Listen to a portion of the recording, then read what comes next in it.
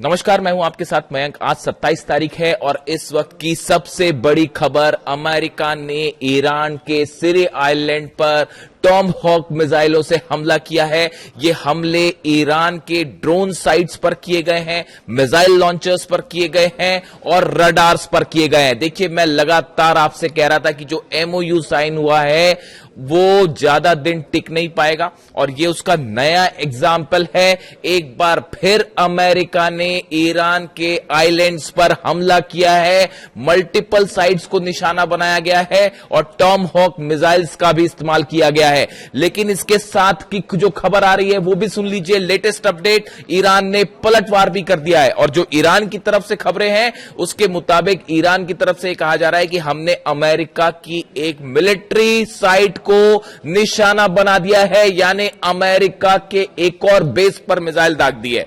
इस तरह की खबर ईरान से आ रही है।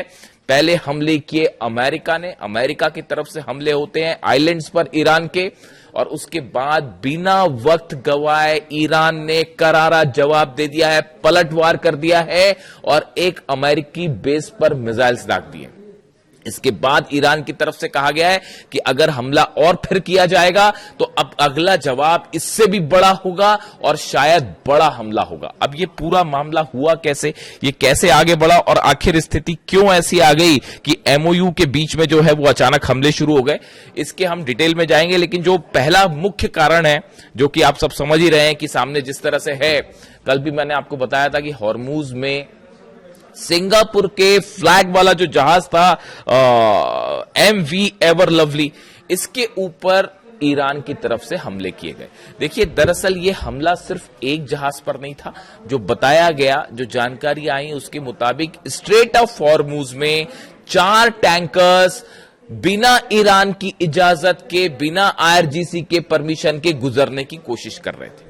देखिए, जो एमओयू साइन हुआ है उस एमओयू के मुताबिक स्ट्रेट ऑफ हॉर्मूज में जहाजों की आवाजाही की निगरानी जो है वो ईरान के पास रहेगी, ईरान उस पर नजर रखेगा। ईरान की तरफ से साफ कह दिया गया कि अभी जो हालात हैं इसमें आप यहां से गुजर सकते हैं, लेकिन आप ईरान की सेना को जानकारी दीजिए, आईआरजीसी से जानकारी दीजिए और उसके बाद आप यहां से गुजरिए।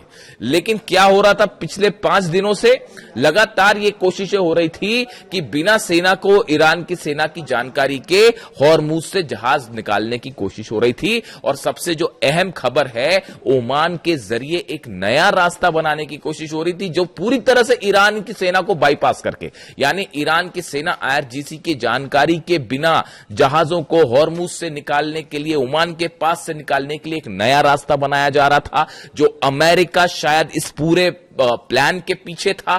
ओमान जो अब तक ईरान के साथ मजबूती से खड़ा रहा, लेकिन कैसे पिछले 2-3 दिनों में ओमान की तरफ से बयान आए और ओमान के करीब से रास्ते से जहाज निकालने की कोशिश, ये बड़ा हैरान करने वाला है। ईरान ने इसकी तरफ से आपत्ति भी जताई थी, ओमान के विदेश मंत्री से बात भी हुई थी, लेकिन उसके बावजूद ये सिंगापुर का जो फ्लैग वाला जहाज था लवली, इसको वहां से निकालने की कोशिश हुई। इसके पीछे 3 जहाज और थे, चारों जहाजों पे ईरान ने ड्रोन स्ट्राइक्स करी। उसमें से ये जो सिंगापुर का जहाज था इसको सीधा हिट किया ड्रोन ने। बाकी 3 जहाजों के हालात कैसे हैं वो अभी साफ नहीं है। जो डोनाल्ड ट्रंप कह रहे हैं, कल उन्होंने प्रेस कॉन्फ्रेंस की रात को और उन्होंने जानकारी दी कि जो है 3 ड्रोन हमने रोक दिए, 4थे ड्रोन ने हिट किया जहाज को, इस तरह की बात उन्होंने कही। लेकिन 4 जहाजों को निशाना बनाने की बात कंफर्म कर दी गई है अमेरिका की तरफ से। ऐसे हालात में कल जब डोनाल्ड ट्रंप की प्रेस कॉन्फ्रेंस हुई और उनका यह कहना था कि जो है इसका जवाब दिया जाएगा या इस तरह की जो बातें थी, तभी साफ था कि सेंटकॉम जो है वो अटैक करेगा। और उसके बाद हालात ये हुए कि सुबह होते होते जो है वो सेंटकॉम की तरफ से, अमेरिका की तरफ से हमले किए गए ईरान के सिरी आइलैंड पर, जहां पर वो ड्रोन साइट्स को निशाना पहुंचाया गया, मिसाइल लॉन्चर्स को पहुंचाया गया जहां से हमले होते हैं, या रडार्स को निशाना बनाने की कोशिश की गई और यहां हमले हुए हैं। और मेरी जानकारी के मुताबिक टॉम हॉक मिसाइल का भी इस्तेमाल किया गया है। ये बड़ा गौर करने वाली बात है कि अगर टॉम हॉक मिसाइल का इस्तेमाल है तो ये एस्केलेशन बड़े लेवल पर हो सकता है। लेकिन उसके बाद जैसे ये हमले हुए, ईरान की सेना ने आईआरजीसी ने जो अभी तक खबरें सामने आ रही हैं कि एक अमेरिकी बेस को नुकसान पहुंचा दिया है, मिसाइल हिट कर दिया है। और अब अभी देखना यह है कि ये हिट किस तरह का हुआ है और अमेरिका के मिसाइल, अमेरिका के जो बेस है उसको कितना नुकसान हुआ है। देखिए ये कोई बड़ी बात नहीं है ईरान के लिए, ईरान जब चाहे तब अमेरिका का किसी भी बेस को उड़ा सकता है, पेट्रियट थर्ड नहीं रोक पाएंगे। लेकिन अब ये देखना है कि यहां पर कितना बड़ा नुकसान हुआ है। अब इस बीच में देखिए जेडी वेंस का बयान आया है, उपराष्ट्रपति का। उनका कहना है कि भाई हिंसा का जवाब हिंसा से दिया जाएगा। यानी जेडी वेंस ने ये कहा कि अगर ईरान को कोई आपत्ति थी तो हमें पहले इसकी जानकारी देनी चाहिए थी, टैंकर्स पर हमला नहीं करना चाहिए था, और अब जो है वो हिंसा का बदला हिंसा से दिया जाएगा, हिंसा का जवाब हिंसा से दिया जाएगा। इस तरह से जेडी वेंस का जो जवाब है वो आया है। उसके अलावा देखिए ईरान की तरफ से कहा गया, Iran IRGC condemns the US strike saying Washington has as always violated its commitments. उसने कहा है, ईरान की तरफ से आईआरजीसी ने कहा है कि अमेरिका हमेशा जो वादे करता है, अपने कमिटमेंट करता है, उससे मुकर जाता है, उसको तोड़ देता है। And that Iran's navy has targeted locations in the region where US forces are deployed. इन्होंने कई लोकेशन की बात कर रहा है ईरान कि हमने अमेरिका की कई लोकेशंस पर जहां पर अमेरिकी सैनिक मौजूद हैं उनको निशाना बनाया है। ये ईरान का दावा है, आईआरजीसी का दावा है। लोकेशन शब्द का इस्तेमाल किया गया। आप देखिए बड़े स्पेसिफिक होते हैं वर्ड्स, आपको पकड़ने पड़ेंगे। ये वो एक से ज्यादा लोकेशन, मल्टीपल स्ट्राइक्स की बात कर रहा है ईरान। अभी उसको क्लेम कुछ नहीं कर रहा है, जानकारी सामने नहीं आई है, थोड़ी देर में आएगी सामने। कई जगह अमेरिकी जो जहां पर सैनिक थे उनको निशाना बनाया गया है, अड्डों को, ऐसा कहना है ईरान का। If the aggression is repeated our response will be more extensive. वो उसमें कहा गया है कि अगर फिर से हमले किया अमेरिका ने तो अब अगला जब जो रिस्पॉन्स होगा वो और भी बड़ा होगा। Ibrahim Azizi, head of the Iranian parliament's national security committee, says on X that US president Donald Trump has shown he has no commitment to the principles of negotiations और अ सीज फायर। देखिए ये इब्राहिम अजीज साहब जो हैं, ये इनका ये कहना है कि डोनाल्ड ट्रंप का ये जो एमओयू साइन हुआ इसको लेकर उनका कोई कमिटमेंट नहीं है। सीज फायर को लेकर वो हमेशा धोखा देते हैं, अपनी बात से मुकर जाते हैं। ये कहना ईरान का, यानी ईरान का देखिए जीरो ट्रस्ट है अमेरिका के ऊपर, जीरो विश्वास। यही बात जो है अली खामनेई साहब ने कही थी कि कभी भी अमेरिका की बात पर विश्वास नहीं किया जा सकता। देखिए मैं बार बार आपको ये बात बोलता हूं, हर बार की कहानी है ये कि अब एमओयू हो गया, अब सीज फायर हो गया, फिर बीच में हमले हो गए। ये सब कुछ ऐसा ही हो रहा है। वो इजराइल के जहाज मंडरा रहे हैं ईरान के बॉर्डर के करीब। हकीकत आप जानना चाहते हैं, देखिए बड़े बड़े पत्रकार दावे कर रहे हैं कि अब जो है वो डील हो गई है, अब शांति हो जाएगी और नेतन्याहू का सरेंडर हो गया। ऐसा कुछ नहीं है। नेतन्याहू और ट्रंप के बीच में कोई लड़ाई नहीं है। बड़ा प्लान तैयार है ईरान को हिट करने का। इलेक्शंस खत्म होंगे अमेरिका में, बड़ा हमला होगा ईरान पर और पिछली बार से बड़ा हमला होगा।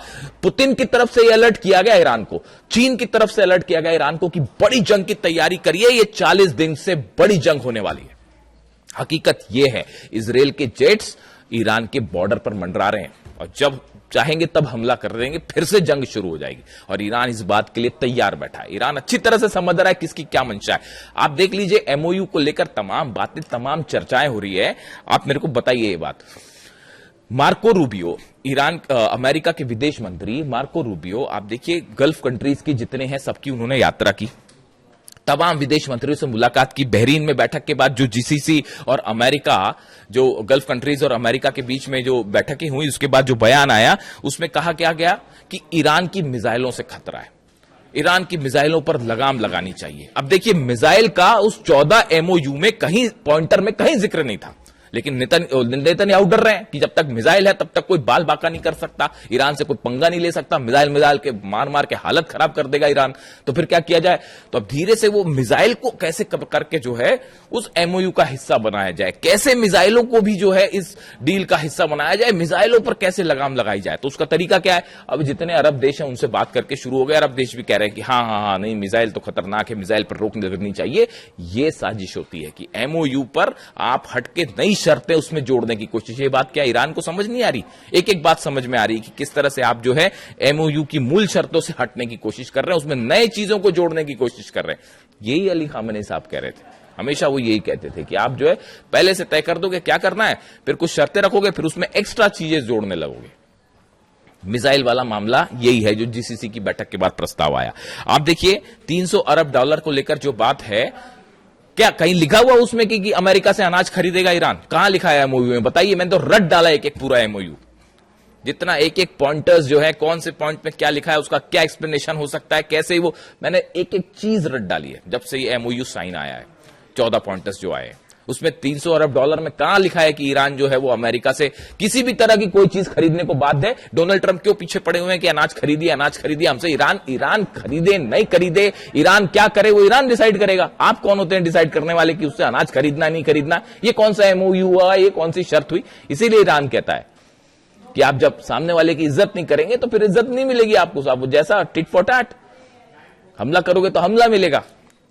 तीसरा पॉइंट आप देखिए यूरेनियम को लेकर, यूरेनियम को लेकर उसमें यह साफ लिखा है एमओयू में कि आगे जब बातचीत का दौर होगा 60 दिन का, तब ये फैसले लिए जाएंगे कि वहां पे इंस्पेक्टर्स अंदर जाएं या नहीं जाएं, आईएईए के क्या मैकेनिज्म बनता है, ये तो चर्चा के बाद होगा ना भाई। ये पहले से ही तय कर लिया कि नहीं, हाँ सब कहने लग गए, कि जेडी वेंस भी कहने लग गए, ट्रंप भी कहने लग गए कि हाँ नहीं बस अब अंदर इंस्पेक्टर भेजने हैं, बाकी कोई शर्त पूरी मत करिए आप।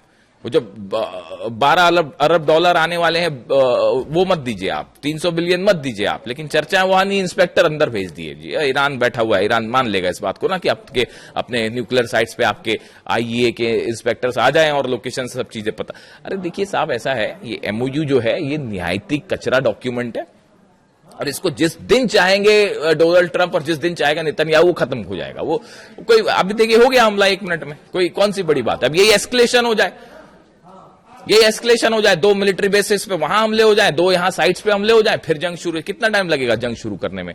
ये जंग एमओयू अपनी सुविधा के मुताबिक। अच्छा कल मैं एक और खबर देख रहा था कि अमेरिका के कुछ सेना के बेसिस खाली किए जा रहे हैं, इस तरह की भी खबर थी। अरे भाई वो सेना के जो बेसिस खाली किए जा रहे हैं वो एक बड़े वॉर प्लान के हिस्से के तहत किए जा रहे हैं कि जहां जहां ईरान ने ठोका है तो ऐसी जगह से बेसिस हटा लीजिए जो हमारे काम के नहीं है और जो जिनका इस्तेमाल स्ट्रैटेजिकली नहीं होना है, वरना वहां पे फिर कैजुअलिटी होगी, फिर जंग होगी, फिर मारेगा खुर्रमशहर, फतेह मारेगा तो क्या करेगा थार्ड और क्या करेगा पेट्रियट? नहीं रोक पाएगा। तो ऐसी जगह के लोकेशंस हटा लीजिए। जो सैनिक ऐसे हैं, जो बेसिस ऐसे हैं जो कि काम के नहीं है, जो कि वॉर में ज्यादा इस्तेमाल नहीं हो सकते हैं, इनको खाली करिए ताकि कैजुअलिटी कम हो। और इसके साथ हकीकत यह है कि जो पुराने सोल्जर्स तैनात थे मिडिल ईस्ट में उनको हटा लिया गया है, उनको वापस भेजा जा रहा है, नए सोल्जर्स भेजे जा रहे हैं जो कि इस समय वॉर में काफी लंबे समय से तैनात थे यहां पे, थक चुके हैं जो लड़ लड़ के। अब ईरान की सेना से लड़ोगे तो क्या होगा? फिर यही होगा। तो वो उनको हटाया जा रहा है, नए जो है सोल्जर्स भेजे जा रहे हैं, नए रिक्रूटमेंट्स हो रहे हैं। और दूसरा जो है नए फ्यूल टैंकर्स इजराइल पहुंचने शुरू हो गए, नए लोकेशंस पे नए जहाजों को तैनात किया जा रहा है। ये देखिए बड़े डेवलपमेंट्स है। F-35 का एक बड़ा कंसाइनमेंट ऑर्डर कर दिया अमेरिका ने कि नए जहाज बुलाइए भैया, गिर गए बड़े सारे। तो अब ये देखिए ये तेजी से चीजें इंडिकेशन कर रही हैं, बड़ी जंग की तरफ मामला आगे बढ़ रहा है।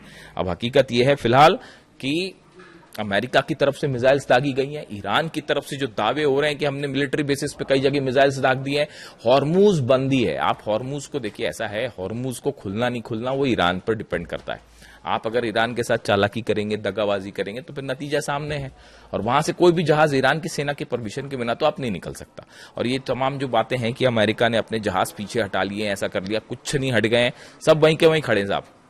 2 किलोमीटर आगे पीछे हुए होंगे, उससे ज्यादा और कोई फर्क नहीं पड़ता। पूरे के पूरे वॉरशिप्स अमेरिका के जंगी जहाज सब वहीं खड़े हुए हैं।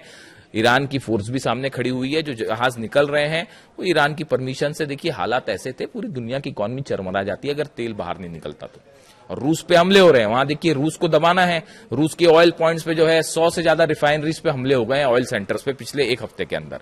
तो वो रूस का तेल मार्केट में नहीं आएगा, तो ईरान के तेल को कैसे भी करके जो है बाकी जो तेल फंसा हुआ है उसको मार्केट में लाना जरूरी है, वरना पूरी दुनिया का तेल बैठ जाएगा, दाम आसमान पहुंच जाएंगे, हालत खराब हो जाएगी। तो रूस पर दबाव बना रहे हैं तो ठीक है, दूसरी तरफ से तेल खोला जाए, इसलिए हॉर्मुज खोला गया था, डील को आगे बढ़ाया गया। तो भाई इतनी सच्चाई है और कोई सच्चाई नहीं। अब दोनों फ्लैश पॉइंट पे आमने सामने हैं। जैसी अपडेट आएगा किसको कितना नुकसान हुआ और क्या हालात हैं हॉर्मुज में, आप तक अपडेट पहुंचाऊंगा। Thank you so much.